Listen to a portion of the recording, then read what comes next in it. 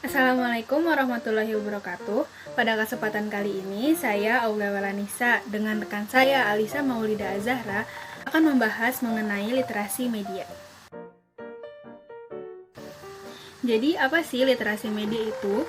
Literasi media merupakan kemampuan seseorang dalam menggunakan media untuk mengakses dan menganalisis informasi secara aktif. James Potter mendefinisikan literasi media sebagai suatu perangkat perspektif di mana diri kita secara aktif memberdayakan diri kita sendiri dalam menafsirkan informasi-informasi yang kita dapat dan bagaimana cara mengantisipasinya.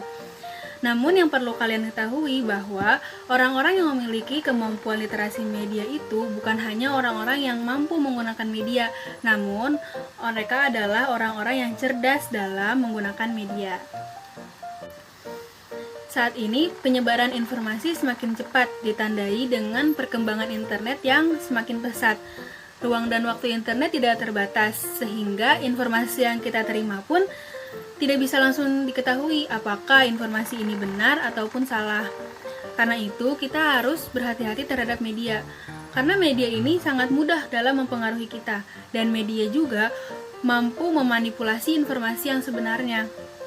Contohnya adalah berita hoax. Berita hoax ini merupakan salah satu contoh kasus di mana berita ditulis tanpa memperhatikan literasi media. Oleh karena itu, kita perlu mempelajari literasi media. Baru-baru ini, kasus hoax marak dengan modus penculikan anak. Menurut laman liputan6.com, seorang pria dengan gangguan jiwa meninggal akibat dikeroyok oleh warga yang mendapat pesan berantai dari media Facebook. Nah, pentingnya nih bagi kita untuk memahami literasi media, agar ketika kita menerima informasi yang belum tentu kebenarannya, kita dapat selektif dan kritis dalam menerima informasi tersebut. Nah, berikut ini akan saya jelaskan gimana sih cara kita untuk menilai informasi itu baik atau tidak. Cara yang pertama adalah lakukan konfirmasi, mengecek kebenaran informasi yang diterima dari berbagai sudut pandang. Dari situlah kita dapat menyimpulkan informasi yang diperoleh bersifat fakta atau hoax. Informasi yang bersifat hoax merupakan informasi atau berita yang tidak jelas kebenarannya. Ada kecenderungan berita tersebut hoax atau palsu. Lalu yang kedua adalah renungkanlah. Sebelum menyebarkan informasi, ketahuilah dampak dari informasi tersebut. Apakah dapat bermanfaat atau hanya akan menyebarkan fitnah atau permusuhan.